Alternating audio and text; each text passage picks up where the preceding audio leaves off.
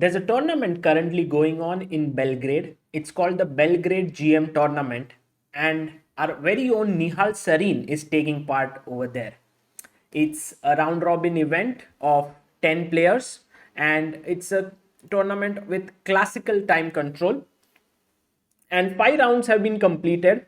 I'm going to show you the game from the third round that Nihal played against Nodirbek Abdusattorov. At the end of the video, we'll check out what are the standings and how Nihal is doing in this event. Now, there's very little to choose between these two players. Nihal is born in 2004, July. Nodirbek is also born in 2004, September. Nihal's classical rating is 2652. Abdusattorov's is 2651. So naturally, the game between these two players is something to watch out for. It's great fun looking at how they play. Also, it's a clash of styles. While Nihal is more positional in nature, Abdusattorov is more active. He likes to play actively. And that is why this game will show you a lot about how both these players play. Nihal is white and opens with c4, knight f6, g3, g6, b3. And instantly you can see that Nihal is not looking for a theoretical fight in the opening. This is also one of the things that distinguishes both these players. Nihal relies a lot more on fresh positions, while Abdusattorov likes to get his stuff well prepared. e5, bishop b2, attacking e5, knight to c6, knight f3, once again putting pressure here. d6, bishop g2, bishop g7, castles, castles, and d3. Rook went to e8 and Nihal developed his knight to c3. Abdusattorov came in with his knight, and here the typical idea is that if you play e3, I will exchange on f3 and then put my pawn on c6, eventually maybe break with d5. So Nihal, what he did is he moved his knight away and wants to now kick away the knight with e3. c6, e3, knight to f5, knight d4, h5, h3. So that if you play h4, I can meet it with g4. Knight h7. Now Abdusattorov already starts playing a little bit weirdly. He wants to maybe move his knight away and then later on kick this knight from e4. b4. Nihal very logically opens up another side. He's going to play b5 and then his bishop will start acting on this diagonal. Bishop e6, b5. And this is the point where Abdusattorov goes wrong. Rook c8, trying to keep the position as it is would be a good idea, but I already think white has some pressure. But Abdusattorov went c5, and here Nihal is better. One of the things that Nihal can do is play a4 with the idea of a5 and a6, weakening all the light squares. What Nihal chose is he went knight d5, which is also interesting. He wants to put the other knight to c3 and play on the light squares. Knight e7, knight to c3, exchanges. He also took queen d7. Now pressure on h3 point. So king went to h2, knight g5. He pushed the knight away, knight h7, and now rook to b1. Just defending this bishop, looking to open up things with f4. Bishop went to g4. Nihal moved his queen away, knight f6, and now he took, bishop takes, and put the bishop on d5. Abdusattorov went bishop e6, and here Nihal decided to take a very interesting decision. He took on e6. After queen e6, I want you to pause this video and try to figure out what should white play here. So Nihal went for the move e4, and I think this is a very logical move.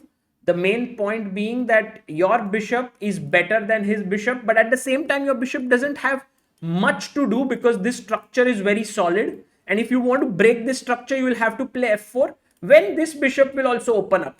So it's not only about good bishop and bad bishop, but it's about who has the break in hand, and I think white is the one who's going to decide when to play f4.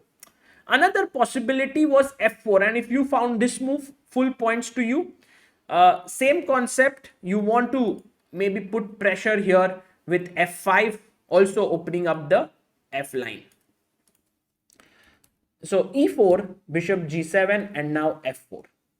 Pawn takes, and here Nihal took with the rook. Bishop b2, queen b2, queen e5. And here's my question to you. Will you exchange the queens on e5 or not? Try to think whether it is good for you to exchange or not exchange. So exchanging would be a very bad decision, because after d5 your d3 pawn is weak and the rook can come here and put pressure. So instead Nihal went queen f2, very good move. Rook e7, brought the other rook here. You can see how much pressure is being built up. Rook f8, rook to f6, king g7. And now it's not so easy to break through here, because you don't have a pawn break so easily that's coming up. And so Nihal, now look at this, how he plays. King g2, quiet move. Rook d7, a4, a5 here. So now there are ideas of a6 or b6, but you don't know what he will play. Queen e5, queen f3, quiet move. Queen e7, rook f2. So these are the kinds of moves which puts pressure on the opponent. And for a player like Abdusattorov, being under so much pressure is never a good idea. You know, he feels sort of congested. And so he comes up, instead of waiting on and on, he decides to do something different. He wants to now put his rook here, then move his king away, maybe start running this side. That's what his plan could be. It's not easy to engineer, by the way, that thing. Rook h7. And now here, I want you to pause the video and try to figure out what should white do here. Nihal came up with this very nice idea here, e5, full points for that, and we will discuss this move. But also very nice move was d4, another pawn break in the position. The point being that after takes, you go c5.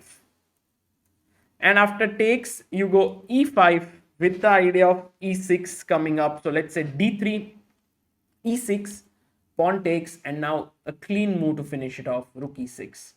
And if you were to take the rook, queen f8 is a checkmate. So d4 was strong. He went e5, which is also good. d5 is met now with rook f7, takes, queen e5, king g8, check, king g7, take on f7, rook f7, and queen a7. With this hanging and the rook poorly placed on h7, white is just better. So that's the reason why after e5, queen e5 was taken by Abdusattorov, but Nihal took, king takes, king h6, gave a check, rook g7, another check, rook h7. Now here it's very difficult to find a way to break through, but I will give you this task. How should white try to break in this position? Because if you go queen f8, he's blocking. If you do again, he will block. What's the way? This is where Nihal's deep understanding of chess comes in. For a while, he was trying to avoid queen trade, right? And here, he goes ahead and does it. Because the position has changed and he recognizes that. Rook f8, the rook is coming in from behind, going to attack these pawns. And the main advantage is these two pawns which Nihal had pushed and kept ready for such an endgame. Now black has no way to get counterplay. On the other hand, if he loses any of the pawns, the white pawns are extremely strong. Rook d7, rook to b8, good move. g5, king f2. Oh, you can't take on d3, I'm taking on b7. So king g6, king e3, rook g7, rook a8, take. And after b6, he exchanged, went on b8. Now b6 is falling. And Nihal managed to convert this rook endgame. e4, rook d6, good move. King e3, a repetition, couple of times. And now king f2, king e2. And 2 pawns up here. It doesn't matter that you are losing the h4 pawn, because your pawns are extremely strong. And here Abdusattorov resigned. With this, Nihal Sarin scored the win over the current world rapid champion, which is a very, very good result for Nihal. Let's have a look at how the standings are in this tournament. These are the standings. Nihal is currently in joint lead along with Sanan Sujiro. Nihal not only beat Abdusattorov but also Velimir Ivic. And you have many strong players here: Maksudlu, Injik, Sarana, Ivic, Marcus Rager, Navara, Ivanasevic. So very strong tournament. And this is what Nihal has done until now. In 5 rounds, 3 draws, 2 wins, beaten Ivic and Abdusattorov, draws with Ivanasevic, Marcus Rager and Alexei Sarana. And this is Nihal's current live rating. He is actually losing 5 elo points from 2652. He's down to 2646 because he didn't play so well at the Cannes Open. Although in this tournament, he has made up quite some ground. Let's see how he does in the remaining 4 rounds. Until then, this is Sagar Shah signing off. Bye bye.